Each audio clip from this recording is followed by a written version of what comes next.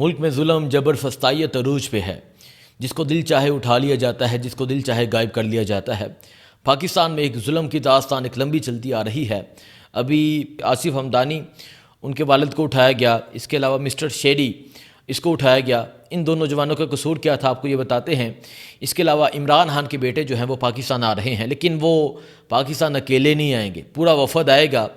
اور پھر پاکستان میں ماحول کیا ہوگا یہ آپ کو بتاتے ہیں۔ ایک طرف حکومتی لوگ جو ہیں وہ کچھ لوگ دعویٰ کرتے ہیں کہ ہم انہیں گرفتار کریں گے، لیکن کچھ جو ہیں وہ اپنے خاموش انہوں نے سی لیے ہیں، وہ خاموش ہو گئے، کیونکہ وہ جانتے ہیں یہ کس کے بیٹے ہیں، وہ جانتے ہیں یہ کس فیملی سے تعلق رکھنے والے بیٹے ہیں۔ قاسم اور سلیمان، پاکستان اعلان ہوا ہے، یہاں اسٹیبلشمنٹ ہو جائے، یہاں حکومت ہو جائے، یہ پریشان ہو گئی ہے کہ اب کیا ہوگا، اب ہم کیا کریں گے۔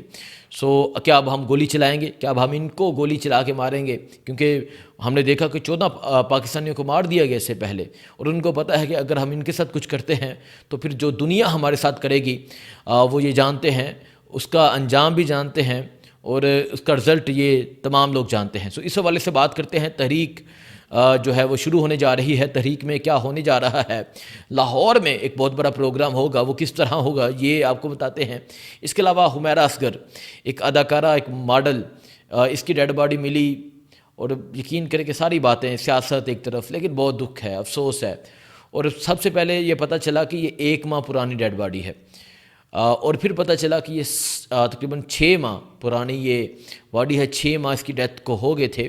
اور دکھ کب ہوا؟ دکھ تب ہوا کہ جب یہ پتہ چلا کہ والدین انکاری ہیں ڈیڈ باڈی لینے سے، اور 6 ماہ ڈیتھ کو ہو گئے ہیں، یقیناً والدین کے ساتھ کوئی رابطہ نہیں ہے، اور والدین ڈیڈ باڈی لینے سے انکار کر دی ہے، تو پیچھے کون تھے؟ پیچھے کچھ دوست تھے۔ وہ کیسے دوست تھے، وہ کیسے لوگ تھے؟ اور 7 لاکھ میں نے دیکھا انسٹاگرام پہ فالوورز ہیں۔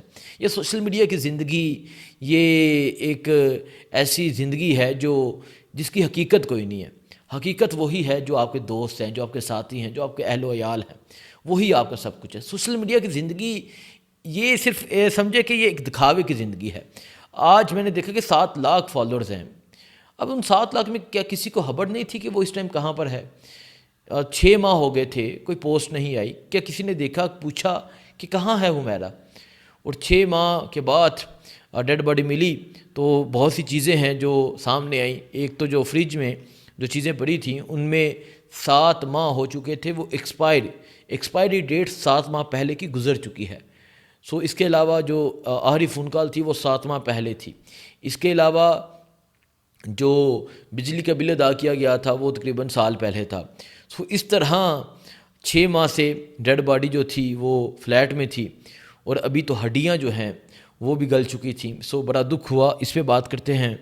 اور سب پاکستانیوں کو کہوں گا کہ ایک دوسرے کی خبر رکھا کریں، اپنے اہل و عیال کی خبر رکھا کریں، اپنے دوستوں کی خبر رکھا کریں، اور کسی کی مشکل، کسی کی پریشانی میں اس کے ساتھ کھڑے ہوا کریں، کسی کی پریشانی کو سمجھا کریں، کیونکہ یہ لوگ یقین کریں کہ یہ دنیا فانی ہے، چلے جانا ہے۔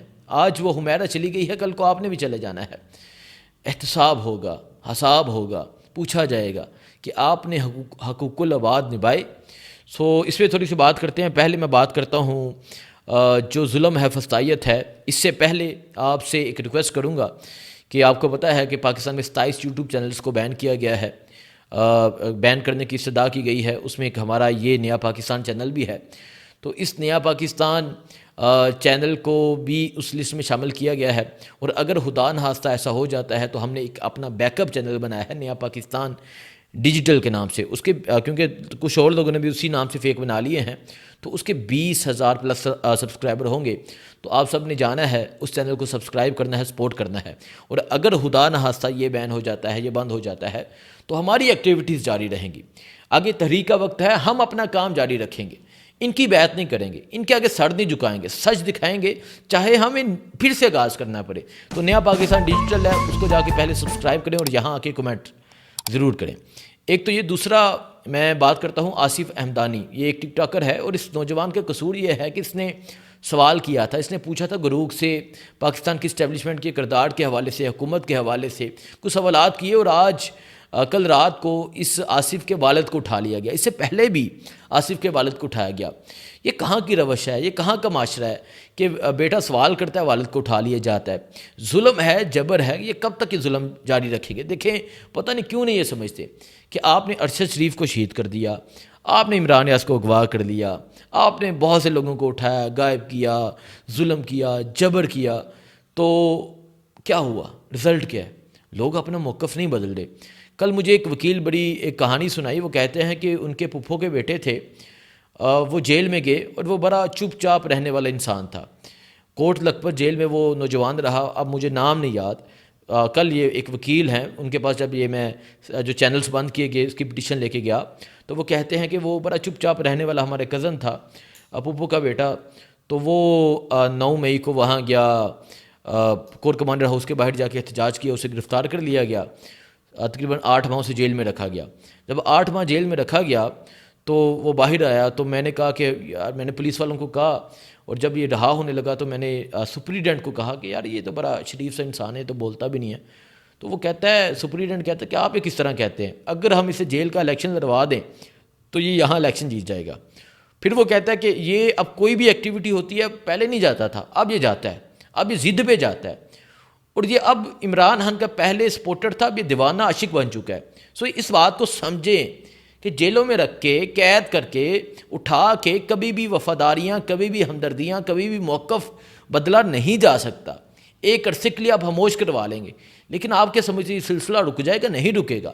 سو آصف احمدانی کے والد کو اٹھایا گیا، مسٹر شہری، اس کو سی سی ڈی نے اٹھایا۔ اب سی سی ڈی کا جو کردار ہے وہ آپ نے دیکھا ہوگا کہ انکاؤنٹر کر دو، مار دو، ڈکیتی کرتا ہے مار دو، ٹھیک ہے یہ جرم ہے، وہ جو کرتے ہیں جرم ہے، لیکن اس ملک میں قانون ہے، عدلیہ ہے، اس ملک میں ایک پروسیجر ہوتا ہے، ایف آئی آر ہوتی ہے، مدعی فیملی ہوتی ہے، ملزم کی فیملی ہوتی ہے، آگے جوڈیشری سسٹم ہے۔ یہ انکاؤنٹر کی وجہ کیا ہے؟ کیوں یہ انکاؤنٹر کرنے پہ آ گئے ہیں؟ اگر عدلیہ سے انصاف ملے تو انکاؤنٹر نہ ہو، تو یہ پہلے آپ عدلیہ کو کیوں نہیں ٹھیک کرتے؟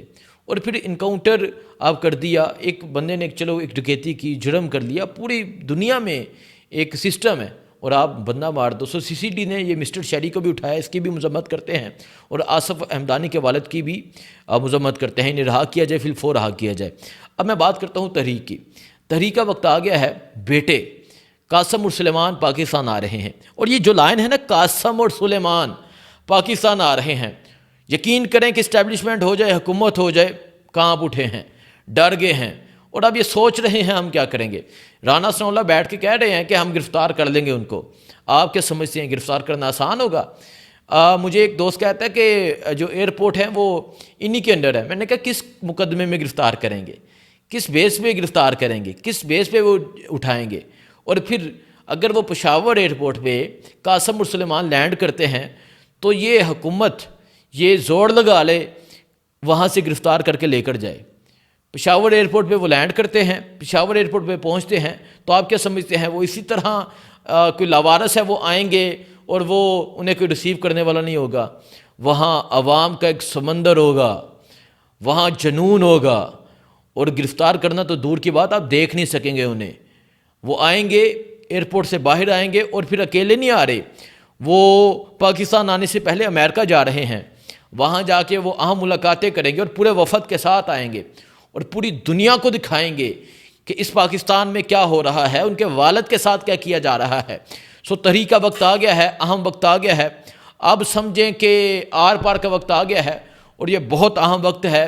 اب بیٹے پاکستان آ رہے ہیں، کیونکہ یہاں کی جو لیڈرشپ ہے ان کا کردار اب اہم ہوگا۔ ہم نہیں کہتے کہ انہوں نے جو پیچھے کیا، لیکن اب عمران خان نے کہا کہ جو میری تحریک کا بوجھ اٹھائے گا وہ رہے گا، جو نہیں اٹھائے گا وہ چھوڑ دے۔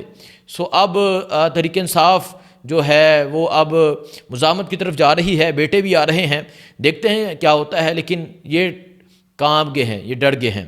سو اس کے علاوہ میں نے وہ حمیرہ کے حوالے سے بتایا کہ بہت دکھ ہے، جس طرح 6 ماہ بعد 6 ماہ اس کی ڈیتھ کو ہو چکے تھے، کوئی ایسا دوست نہیں تھا جس نے یہ کوشش کی ہو کہ وہ کہاں پر ہے، کس سال میں ہے، کوئی ایسا سرکل نہیں تھا، کوئی تو ہوگا، لیکن کوئی بھی نہیں ہے۔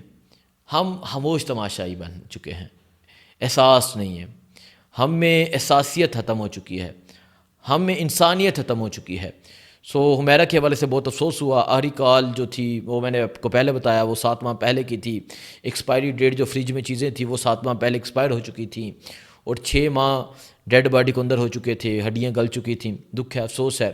سو تمام پاکستانی, اوورسیز پاکستانی اور دنیا میں دیکھنے والے تمام لوگوں اپنے لوگوں کے ساتھ رابطہ رکھا کریں, ان سے ان کی خیریت پوچھا کریں وہ کہاں پر ہیں, کس سال میں ہیں, کوئی پریشانی تو نہیں, کوئی پریشان ہو اس کے ساتھ کھڑے ہوا کریں. اور میری بہنوں, میرے بھائیوں, آپ بھی کوئی پریشانی ہو, کوئی دکھ ہو, شیئر کیا کریں, اپنے دوستوں سے شیئر کیا کریں, آپ کا بوجھ ہلکا ہوگا. ایک دوسرے کا ساتھ دیا کریں. اور پھر دکھ یہ ہوا کہ فیملی نے انکار کر دیا تو میں چھیپا والوں سے, عیدی والوں سے یہ ریکویسٹ کروں گا کہ آپ اس کی تدفین کا انتظام کریں, کیونکہ اب اس فیملی کے بارے میں کیا کہوں, یہ انسانیت تو ہے نہیں. آخر بیٹی تھی آپ کی اور احساس کرنے والی بیٹی تھی, ایک بڑی ایک نفیس یہ لڑکی تھی, لیکن افسوس ہے. اللہ جنت میں جگہ دے, دعاؤں میں یاد رکھیں. اللہ حافظ.